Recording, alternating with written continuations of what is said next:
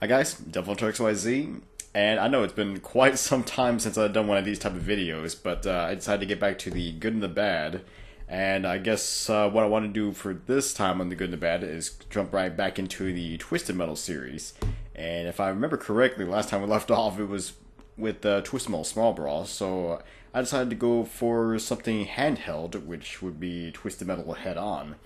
Uh, yeah, it's the one and only Twisted Metal game I was on the PSP. But this game actually did get a re-release on the PS2, which also included the Twisted Metal the Twisted Metal Black Lost Worlds, essentially the canceled Twisted Metal Black 2 game. Like some of the missions, or some of the levels, and some of the characters from that game. And but I mean, overall though, mostly speaking with Twisted Metal Head On, it's actually not a bad game itself. I mean, considering for a PSP title, I mean, it actually plays very well. So let's take a look on the good and the bad of this.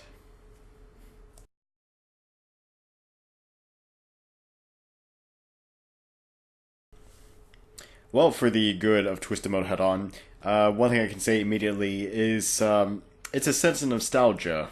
I guess that's the best way to put it.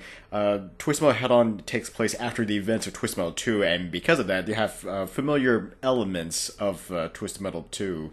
I mean, even some of the contestants, some of the cars are taken right from Twisted Metal 2, and even some old ones from like Twisted Metal 1. They're brought back right into the fight.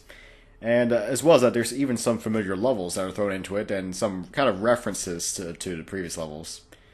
The second, I would probably say, is the uh, I would say the mini games. There are actually mini games kind of thrown out throughout the levels, which it's interesting. It's a different take as to any other traditional Twisted Metal game, and typically with those mini games, they kind of allow you to I guess unlock new characters, new cars. So kind of taking the same familiar route as to how to unlock new characters.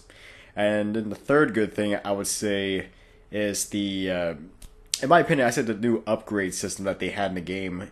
Whenever you defeat enemies, you can actually or like run over these triangle shaped icons, which kind of gives you an upgrade for your car, which would be like anything from like uh, increased ram damage, faster special regeneration, increased health, and even upgraded specials. So it's an interesting way to continue playing the game and also to trying to see how far you can last with these upgrades because you do lose them upon death, but it's still an interesting take on it.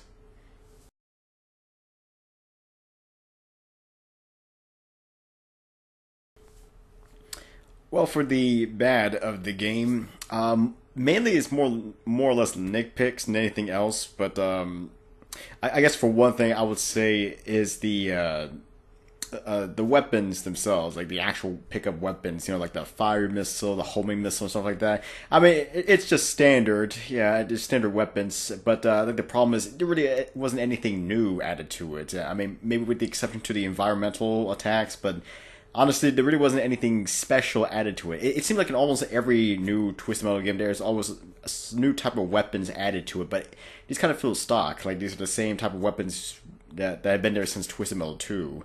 Which I mean, I know that's what they were going for, but it would have been nice to have some new stuff added to it.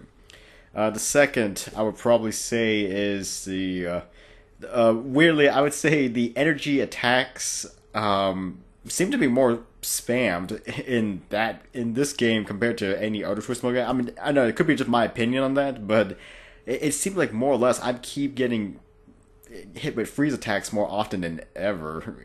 With this game, like a lot of the enemies are hit you with freeze attacks so often. I think even more so when you put it on higher difficulties.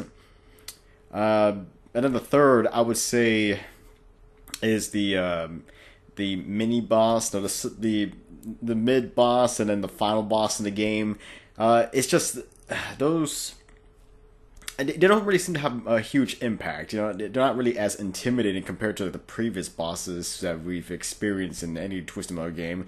Um, I mean, I wasn't expecting something like Twisted Metal 4 where having like a boss in every stage, but I was kind of expecting something kind of, kind of like over the top, but difficult, kind of like in Twisted Metal 1 or Twisted Metal 2.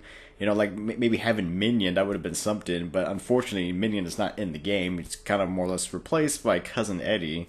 And well, even though we do have Dark Tooth in as the final boss, well, as one of the final bosses, I should say, it's more like a kind of a dumbed down version of it. I mean, it's not as intimidating, and it's not like spamming attacks like crazy, kind of making you kind of create like a new strategy and how to really defeat it. It's nothing over the top. Well, of course, there is Tower Tooth, but despite its huge size, it's still relatively simple to take it down, honestly. So it's not really anything that difficult, in my opinion.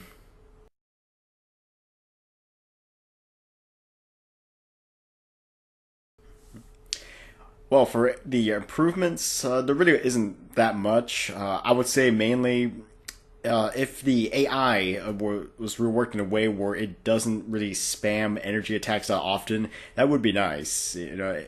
Something like that, or maybe in general to kind of, I guess, weaken the energy attacks in general.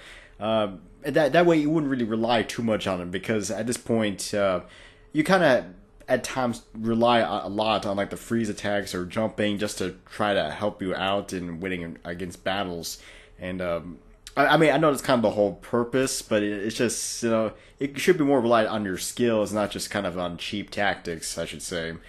And then also, I would say if maybe it would have been possible to add in some more vehicles into the game. Like I said, add Darkseid, add Minion, maybe even add Pit Viper since she's only been in one game.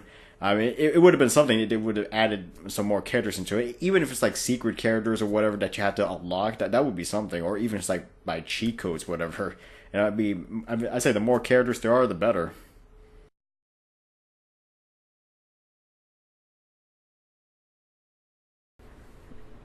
Well, overall, I say Twisted Metal Head On is actually one of the better Twisted Metal games out there.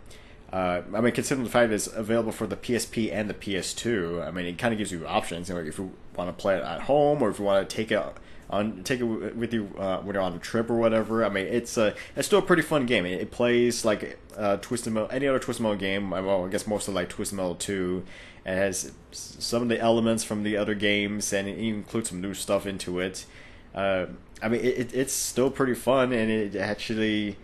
I don't think it's one of those games that will never really get old, surprisingly. And I would actually highly recommend getting this game, and actually trying this out. It's actually pretty fun. I mean, I'm pretty sure you can find it really cheap nowadays, especially if you want to get it on either PSP or PS2. So yeah, I'm gonna say go for it. If I'm gonna give it a final score, I would probably rate this game at an I would give it an 8 out of 10. Just a little bit below of a perfect score. There's some faults, mostly nitpick stuff, but like I said, it's still a pretty fun game, and I really do recommend it. Alright, guys, this is Devil Hunter XYZ, and until next time.